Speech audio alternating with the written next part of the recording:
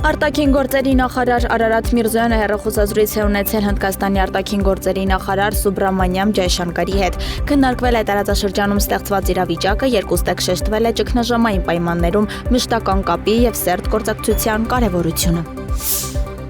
Ապարանում պտտահողմի հետևանքով առաջացած ավերածությունները ահռելի են ըստ նախնական տվյալների վնասվել են 50 բնակելի տուն, 20 խանութ, 20 բազմաբնակարան շենքերի տանիքներ, 10 կազմակերպությունների տանիքներ, այդ թվում Ապարանի թիվ 1 եւ թիվ 2 դպրոցները, արվեստի եւ մշակույթի կենտրոնների շենքերը, Ապարանի համայնքապետարանի ոստիկանության դատախազության շենքերը եւ այլ հաստատություններ։ Բազմաթիվ բնակիչների տների պատուհաններ են կոտրվել, վնասվել են պատերն ու արտաքին հարդարանքը։ Հայաստան-Իրան սահմանի հետ կապված որևէ խնդիր այս պահին չկա, հայտարարել է ֆինանսների նախարար Վահե Հովհաննիսյանն, անդրադառնալով Իրան-Իսրայել հակամարտության պատճառով հյուսիս-հարավ ճանապարհի շինարարության ընթացքի հնարավոր խափանումներին։ Իմ տպավորությամբ չպետք է որ տուժի, որովհետև հիմա դեռ հողային աշխատանքներ են իրականացվում։ Շատ բան չկա ներմուծելու Իրանից, ասել է նախարարը։ Էկոնոմիկայի նախարար Գևորգ Պապոյանը վստահեցրել է, որ Հայաստանի պատկան մարմիններն անընդհատ կապի մեջ են այն տնտեսվարողների հետ, որոնք Վրաստանում խնդիրների են բախվում ալկոհոլային խմիչքների արտահանման process-ում։ Պապոյանն այս մասին ասել է ազգային ժողովում տեղի ունեցած քննարկման ժամանակ։ Նա տեղեկացրել է, որ Վրաստանի գործընկերներից նամակ է ստացել, որ օրվա ընթացքում իրեն այդ հարցով կզանգեն, որովհետև հայկական կողմը գործընթացում էլի որոշակի դանդաղումներ է նկատում։ Մենք ակնկալում ենք, որ մեր վրացի գործընկերները եւս իրենց մասով կպահեն պայմանավորվածությունները, նշել է էկոնոմիկայի նախարարը։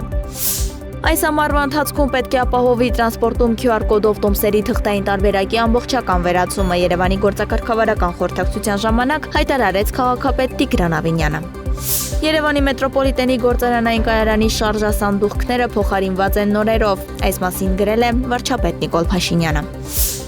Եթե վիզայով սահմանված ժամկետից երկար եք մնում, ձեր նկատմամբ կարող է կիրառվել ԱՄՆ մուտք գործելու մշտական արգելք, զսկուշացնում է Հայաստանում ԱՄՆ դեսպանատունը։ Հյուպատոսական պաշտոնյաներին ամբողջությամբ հասանելի են ԱՄՆ մուտքի ու ելքի տվյալները եւ նրանք կտեսնեն նախկինում թույլ տված խախտումները, ասված է դեսպանատան Facebook-յան գրառման մեջ։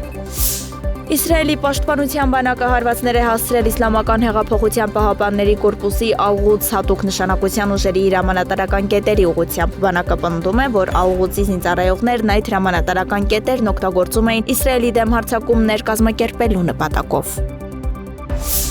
Իսրայելի պաշտպանության նախարար Իսրայել Կացը հանդես է եկել Իրանի հասցեին հերթական կոշտ հայտարարությամբ, պնդելով, որ Թերանի բնակիչները շատ շուտով ծանր գին կվճարեն։ Թերանի ամբարտավան բռնապետը վերածվել է վախկոտ մի մարդասպանի, որը թիրախավորում է խաղաղ բնակչությանը, փորձելով կանխել Իսրայելի պաշտպանության բանակի կողմից իր ռազմական կարողությունների կործանումը, հայտարարել է Կացը։ Պաշտոնական տեղեկությունների համաձայն իրանական հարվածների հետևանքով Իսրայելում 24 խաղաղ բնակիչ է զոհվել։ ԱՄՆ նախագահ Դոնալդ Թրամփը հույս է հայտնել, որ Իրանն ու Իսրայելը կկարողանան համաձայնության գալ եւ դադարեցնել ռազմական գործողությունները։ Հուսով եմ, որ համաձայնության կհասնեն, կարծում եմ դրա ժամանակն է եւ տեսնենք, թե ինչ կլինի։ Թրամփն ասել է լրագրողների հետ զրույցի ժամանակ։ Սպիտակ տան ղեկավարի կարծիքով Իսրայելի եւ Իրանի միջև հակամարտության կարգավորման շուրջ համաձայնության հասնելու համար երկրներին պետք է թույլ տալ վեճը հասցնել մինչև վերջ։ Թրամփը նաեւ հաստատել է, որ Միացյալ Նահանգները շարունակելու է աջակցել Իսրայելի պաշտպանությանը։